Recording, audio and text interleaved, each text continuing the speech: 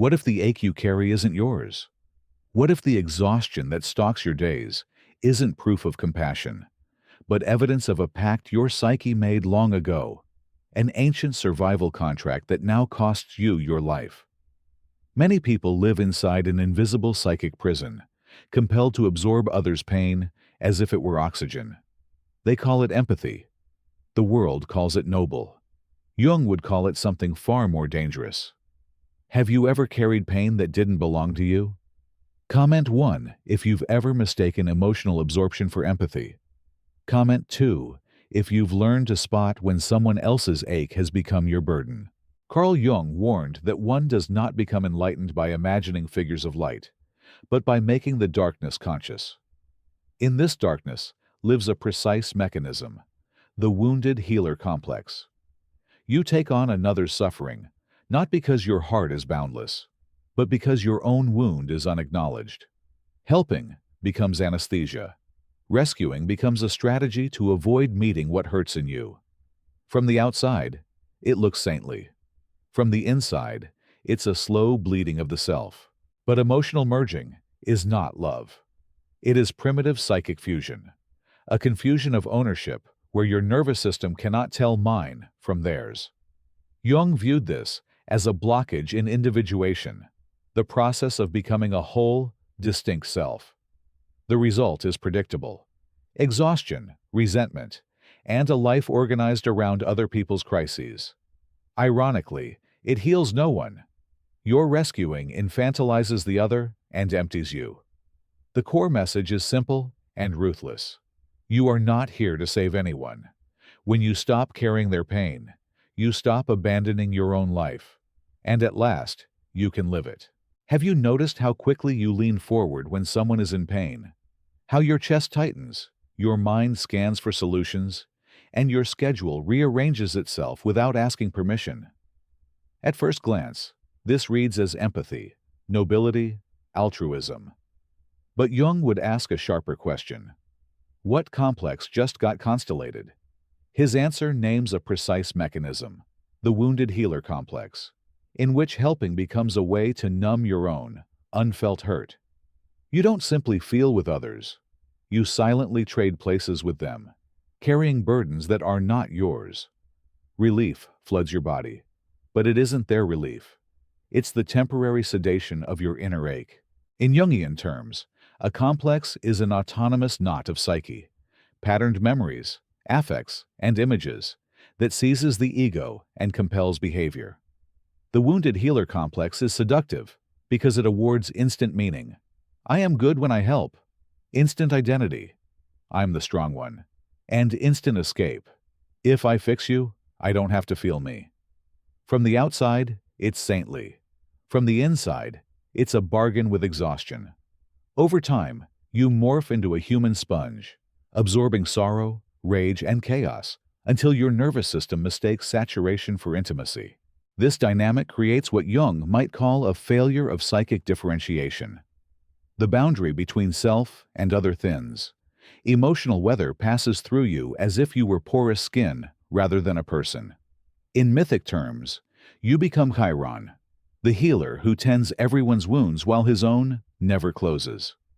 In modern life, that looks like being the friend who takes every midnight call, the colleague who rescues projects at personal cost, the partner who anticipates needs before they're voiced, and then wonders why resentment grows like mold in the dark.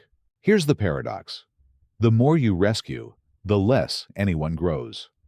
Your overfunctioning invites their underfunctioning. Your constant cushioning arrests their individuation and yours. The relationship becomes a closed system powered by anxiety. You fear what happens if you step back. They fear what happens if you don't. What masquerades as compassion is, at depth, mutual avoidance. You dodge your shadow by fixing them. They dodge their shadow by leaning on you. Think of it like carrying stones up a mountain that never belonged in your pack. The climb feels virtuous. Sweat proves devotion, until your knees give out, and the view, when you finally reach it, isn't yours to behold. Recognizing this prison is the first key. The next is understanding how the bars were forged. For that, We must return to the beginning, childhood, where a different kind of pact was signed in the name of survival. Before you were the one who steadied every room, you were a child learning to steady the adults. In emotionally volatile homes, where tempers swung like doors in a storm, where sadness leaked without language, where silence felt like glass, you discovered a rule. If I can manage them, I will be safe. Safety didn't mean being held. It meant becoming useful. Jung would say the psyche, in its genius for survival, assembled an auxiliary ego, a provisional self, built not from desire, but from duty. Instead of asking, "Who am I?" you asked, "What do they need me to be?" The auxiliary ego orbits three suns: usefulness, need, stabilization. You read micro-expressions like scripture, preempted outbursts with compliance, and translated unspoken tension into tasks. Be good, be quiet, be strong. Tears were inconvenient, anger dangerous, wanting risky. You learned to suppress signals from the true self in order to regulate the environment, and the adults, consciously or not, rewarded the performance. You were praised for being mature, easy, responsible. Inside, the cost accrued. Feelings went underground, boundaries thinned, and your body became a sensor array tuned to everyone but you. Jungian psychology views this as an early compromise in individuation.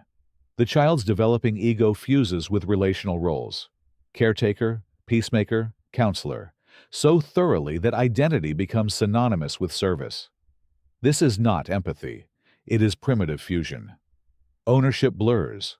Their anxiety lives in your chest. Their disappointment registers as your guilt. Over years, the compromise calcifies into character. You can't say no without nausea. You can't rest without shame. You can't ask without panic. Jung might call the result pathological permeability, a psychic membrane so fragile that others' moods pass through you as fate. Do you find yourself overwhelmed by other people's emotions without realizing it? Comment 1 if your boundaries have ever felt paper thin. Comment 2 if you've learned to tell the difference between empathy and enmeshment. Because the auxiliary ego works, it keeps chaos at bay. It becomes invisible. The normalization is the trap. Teachers applaud, friends rely, partners lean, and you accumulate subtle resentments you can't admit without threatening the very identity that earns you love. This is why the pattern persists into adulthood, even when the original danger is gone. The auxiliary ego feels like you. It's not. It's a survival technology that never received an off switch. Why does this pattern feel so moral yet drain you to the bone? Jung would say a complex is clever. It cloaks itself in virtues to escape detection. The wounded healer complex wears the mask of compassion, but underneath is a pact that quietly arrests growth on both sides. Here's the brutal arithmetic. The more you overfunction, the more the other person underfunctions. Your continual rescuing prevents them from encountering the friction that forges maturity. What looks like kindness is, at depth, collusion with their avoidance, and yours. In Jungian terms, this is a failure of psychic differentiation. Two egos fuse into a single, anxious organism, an emotional symbiosis in which neither person can tolerate the other's discomfort without moving to control it. You control through caretaking. They control through need. Both avoid the shadow. You dodge your buried grief, rage, and helplessness by fixing. They dodge theirs by outsourcing responsibility. The bond is tight, but it is not love. It is dependence maintained by fear. Notice the signs. You feel a surge of purpose when a crisis erupts, but a hollow slump once it passes. You say yes before your body can answer. You anticipate needs you were never asked to meet, then resent that no one notices your sacrifice. If you try to set a boundary, a storm brews, tears, guilt trips, catastrophic predictions. In Jung's language, the relationship is constellated by a complex that demands constant sacrifice to stay alive. The savior needs to be needed. The saved needs to be fragile.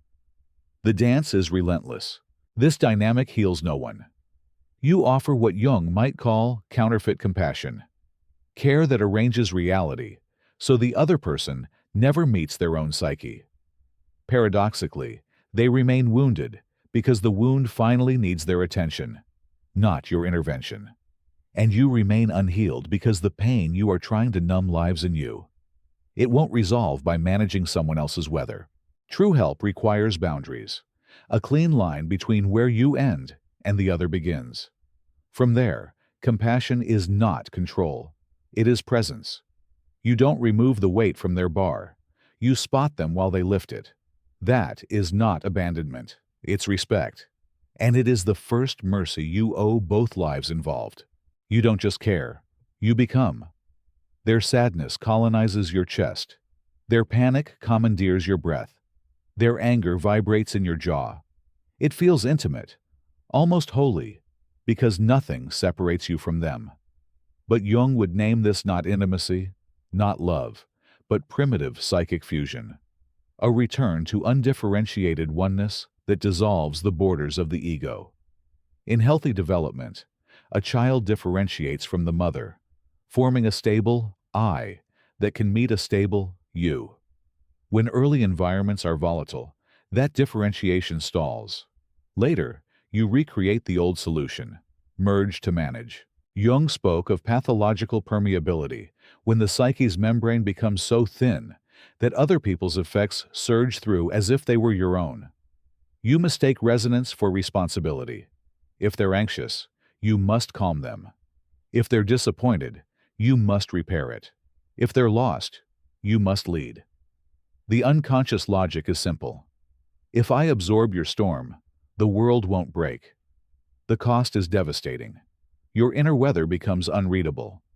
You can't tell if the rain is yours or borrowed. Watch how fusion masquerades as virtue. You say, I just love deeply, but the love requires erasing yourself. You claim, I'm highly empathetic, but the empathy is actually identification, a takeover. Genuine empathy keeps two centers intact. I witness you while remaining myself. Fusion collapses the distance required for truth, respect, and clear action. As Jung might frame it, individuation halts because there is no separate center to develop. The self cannot constellate when the ego is perpetually occupied by other people's contents. Consider common scenes. You hear a partner's sigh and instantly reorganize your evening to preempt their disappointment. A colleague's stress makes your heart race, so you save the project again.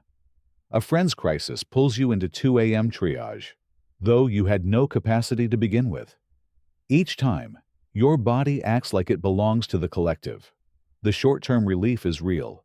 The long-term erosion is invisible, until you wake 1 year later, strangely emptied and quietly resentful. Metaphor helps. Think of your psyche as a cathedral with stained glass windows, beauty shaped by strong leaded lines.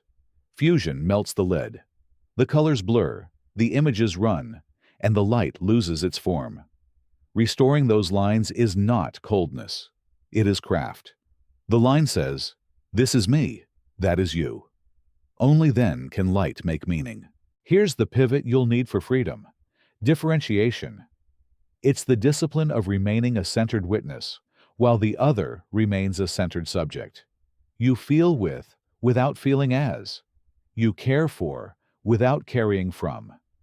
In the next section, we'll expose why fusion persists, how moralization, identity, and secondary gains keep you enlisted, and how naming those payoffs breaks the spell. You don't just care, you become. Their sadness colonizes your chest. Their panic commandeers your breath. Their anger vibrates in your jaw. It feels intimate, almost holy, because nothing separates you from them. But Jung would name this not intimacy, not love, but primitive psychic fusion. A return to undifferentiated oneness that dissolves the borders of the ego. In healthy development, a child differentiates from the mother, forming a stable I that can meet a stable you. When early environments are volatile, that differentiation stalls. Later, you recreate the old solution, merge to manage. Jung spoke of pathological permeability, when the psyche's membrane becomes so thin that other people's effects surge through as if they were your own. You mistake resonance for responsibility. If they're anxious, you must calm them. If they're disappointed, you must repair it. If they're lost, you must lead. The unconscious logic is simple. If I absorb your storm, the world won't break. The cost is devastating. Your inner weather becomes unreadable. You can't tell if the rain is yours or borrowed. Watch how fusion masquerades as virtue. You say, I just love deeply. But the love requires erasing yourself.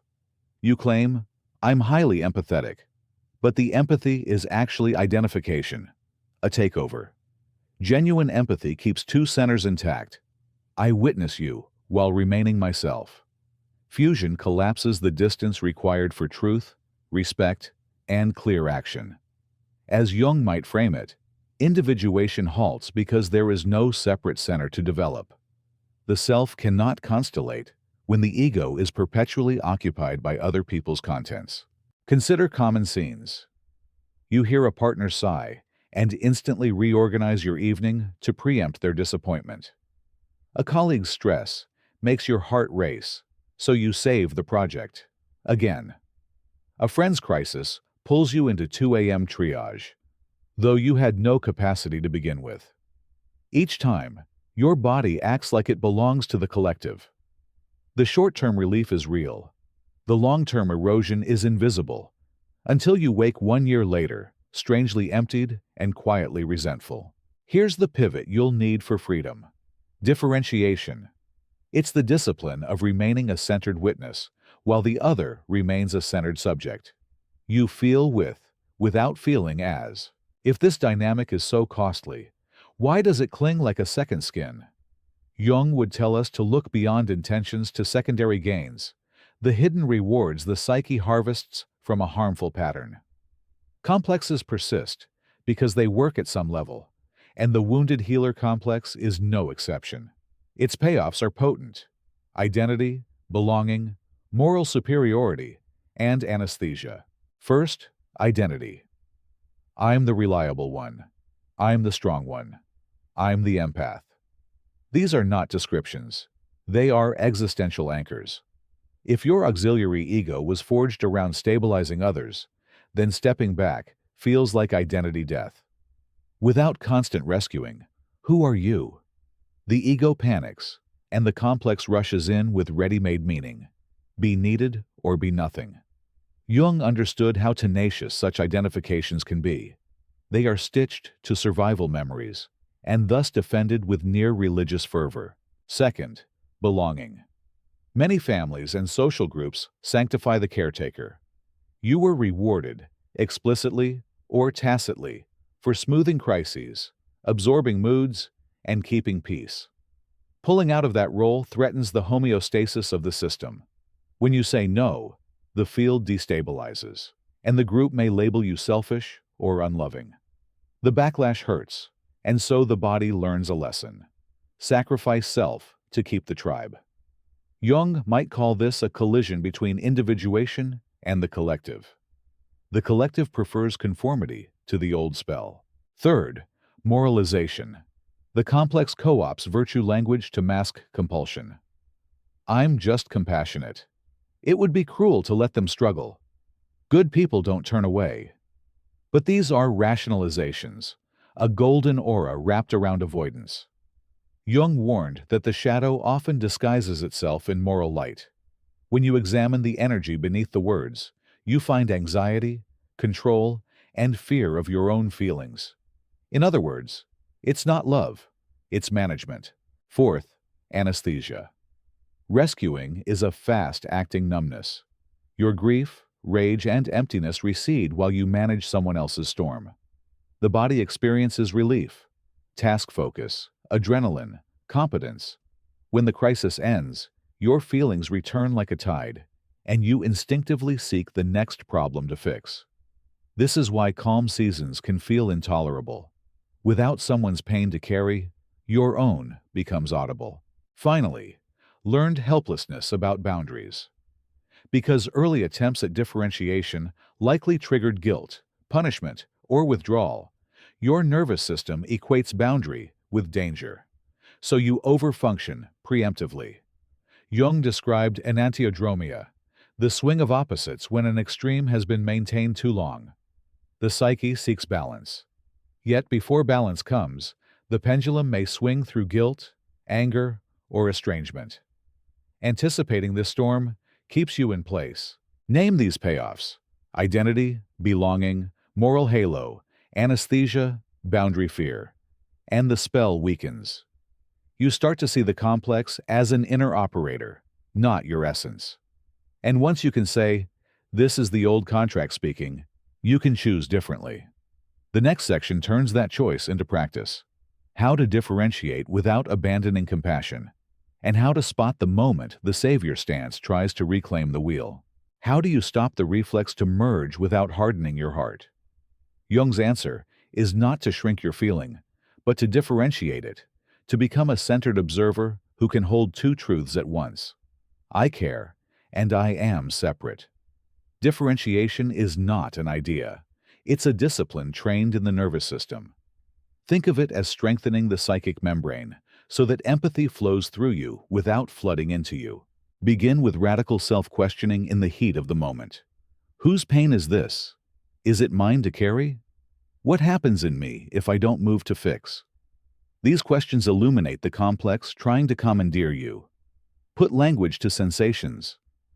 There's a knot in my gut. My shoulders lifted. My breath went shallow. Naming breaks spellbinding. Jung believed that making the unconscious conscious restores choice. Description is a form of consciousness. Next, insert a sacred pause. Do nothing for 1 minute. Feel your feet. Lengthen your exhale. Place a palm over the sternum to anchor attention in your own body. The child self wants to sprint. The adult self can wait. Waiting recalibrates compulsion into choice. If you still feel pulled to act, try time-bound containment. I can stay on the phone for 15 minutes, or I'll help brainstorm, but I won't do the task. Structure is a boundary you can keep even when emotions surge. Then practice reflective mirroring without takeover. Use words that honor separateness. I see how hard this is for you, instead of, we'll fix this. Notice the pronouns. Shift from we to you and I. In Jungian terms, you're protecting the space where two centers can meet, the precondition for individuation on both sides. You offer presence, not possession. Crucially, allow natural consequences.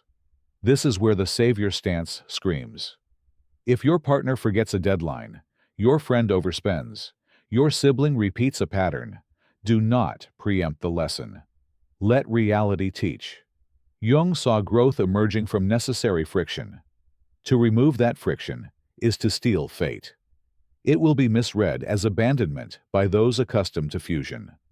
Hold steady. Compassion is not the removal of difficulty. It is the refusal to let difficulty erase dignity. Finally, build identity outside the caregiver role. Schedule activities that exist for no one's regulation but your own. Solitude walks, art, study, therapy, spiritual practice. Court the parts exiled by the auxiliary ego, the playful one, the stubborn one, the desiring one. As these voices re-enter the conversation of the psyche, the need to be needed loses its throne. Differentiation sounds like this. I witness you without becoming you. I love you without erasing me. I will help where help cultivates your strength, and I will stop where help protects our wounds. This is not coldness. This is clean warmth, and it's the ground on which real love can stand. When you stop carrying what isn't yours, the system shakes. Expect it. In Jung's language, a one-sided attitude invites enantiodromia, the swing of the opposite to restore balance. If you've long overfunctioned, your first clean boundary will feel like a quake. The dependent party may protest, escalate, or collapse. Tears, panic, guilt-laden scripts. You don't love me. I can't do this without you. Even moral indictment. You're abandoning me. Here's the hard truth. You are not causing a crisis. You are revealing one that your rescuing has long concealed. Jung observed that complexes defend themselves with drama. The wounded healer complex will recruit your oldest feelings: dread, guilt, the child's fear that love disappears when you differentiate. This is the moment to locate your shadow, the disowned rage at being used, the terror of being disliked, the hunger to be chosen for you, not for your utility. If you do not meet these parts, you will bargain with the old contract. One more rescue, one more midnight fix, one more self-erasure. The relief will be brief. The debt compounds. What does endurance look like in practice? First, name the pattern aloud without accusation. I love you, and I'm noticing our old cycle. When you're distressed, I take over and you shrink. I won't do that anymore. Use and, not but. And holds two truths without canceling either. Second, hold time-limited presence. I can be here with you for 30 minutes. I won't solve this for you. Presence is compassion. Solving is control. Third, refuse catastrophizing. Offer reality testing. You've handled hard things before. What's one next step you can take? You're returning agency to its rightful owner. This will be framed as betrayal by those invested in fusion, including the part of you that equates love with alleviation. Remember Jung's central aim: individuation. Two whole people meeting, not one person disappearing inside the other. To protect individuation, you must let consequences teach. A missed deadline teaches planning. An unpaid bill teaches budgeting. An unreturned call teaches boundaries. When you preempt these lessons, you steal fate's apprenticeship. Expect grief. You are losing an identity, the needed one, and the rewards it brought: praise, belonging, moral glow. Ritualize the goodbye. Write a letter you won't send. Thank you for protecting me when I was small. I release you now. Grieve the relationships that cannot survive equality. Bless the ones that evolve into mutuality. On the far side of the backlash is a gift. The other person's muscles begin to grow. Not immediately, not cleanly, but genuinely. Your stamina returns. Resentment drains. Love gets quieter and truer. You did not abandon. You honored a deeper mercy. I will not rob you of your becoming, nor will I abandon mine. When you stop absorbing others' pain, the architecture of your days changes. Conversations thin out. Your calendar exhales. Some bonds, once animated by crisis, fall strangely silent. This is not failure. It's reality testing.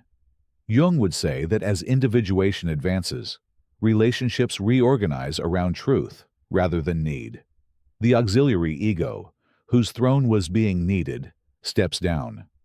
In its place stands a self that can choose. Outwardly, you'll notice systemic shifts, dynamics built on fusion wobble or collapse. People who relied on your overfunctioning may accuse you of selfishness. What they mean is loss of control. Do not mistake their protest for your wrongdoing. Boundaries don't injure love. They injure control loops. Meanwhile, relationships capable of mutuality adapt.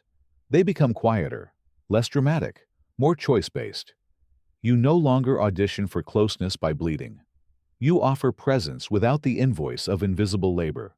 In Jungian terms, you are strengthening the ego self-axis, the living corridor between your everyday I and the deeper organizing center Jung called the self. As that axis stabilizes, your psyche no longer requires external turbulence to feel alive. Energy once tied up in hypervigilance returns to you as libido, life force, for creativity, study, friendship, craft, service. Silence no longer indicts you, it nourishes you. Solitude is not banishment, it is a homecoming. Internally, affect ownership sharpens. You can say, I'm sad, not, we are sad. You can watch another's storm without becoming their sea. Somatic cues, racing heart, jaw tension, lifted shoulders, become information rather than commands. You practice what analysts call affect tolerance, the capacity to feel strong emotion without acting it out or evacuating it into someone else's life. This is fearsome at first. Then it is freedom. The moral weather changes too. What once felt virtuous, round-the-clock rescue, now reads as interference. You begin to sense the sacredness of consequences. You honor other people's individuation by letting reality instruct them. Support becomes minimalist and potent. Fewer words, more presence, fewer fixes, more faith.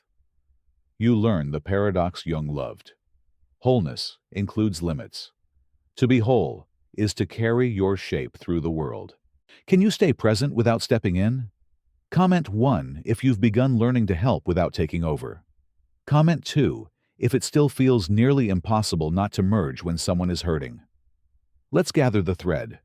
You learned to carry pain that wasn't yours, because once upon a time, it kept you safe. The psyche, brilliant and loyal, forged an auxiliary ego that stabilized the room at the price of your center. Worn long enough, the role masqueraded as identity. Empath, fixer, strong one. Through Jung's lens, we have named the pattern, wounded healer complex, and mapped its costs. Primitive fusion, pathological permeability, codependence that stunts everyone's individuation. We've traced its payoffs, identity, belonging, moral glow, anesthesia, and practiced the counter-movement, differentiation, boundaries as love, presence as respect, consequences as curriculum. Now comes the vow, not a hardening, but a hallowing. You can speak it aloud, write it, carry it. I am here, and I am not you. I will feel with you, not for you. I will help where help strengthens your life, and I will stop where help protects our wounds. I reclaim my time, my body, my weather, my work, my joy. I trust your path to teach you, and I trust mine to ask everything of me. Expect guilt. Greet it like smoke after fire, proof that something old has burned. Expect protest. Hear it as a system losing control, not as a verdict on your goodness. Expect spaciousness. Do not rush to fill it. In that space, invite back what you exiled. The playful maker, the stubborn protector, the one who wants without apologizing, the quiet, devoted to wonder. This is individuation in plain clothes, the self-constellating, the ego collaborating, the person you are taking their own shape. And if you want one line to carry into the next hard moment, borrow Jung's. We do not become whole by perfecting our persona, but by accepting the shadow. Acceptance here means ending the anesthetic of rescue and meeting what hurts in you with honesty and care. When you do, love returns to its right size. It becomes a meeting between two centers, not a merger between two fears. If this resonates, make the choice visible. Whisper it in your room, type it in a note, or leave it here as a declaration. I choose to be free. Not freedom from love, but freedom for love. Clean, steady, and truly yours. Have you ever made the decision to stop rescuing and start reclaiming yourself? Comment 1 if this article mirrors your own journey. Comment 2 if you're just starting to recognize the shape of this pattern in your life.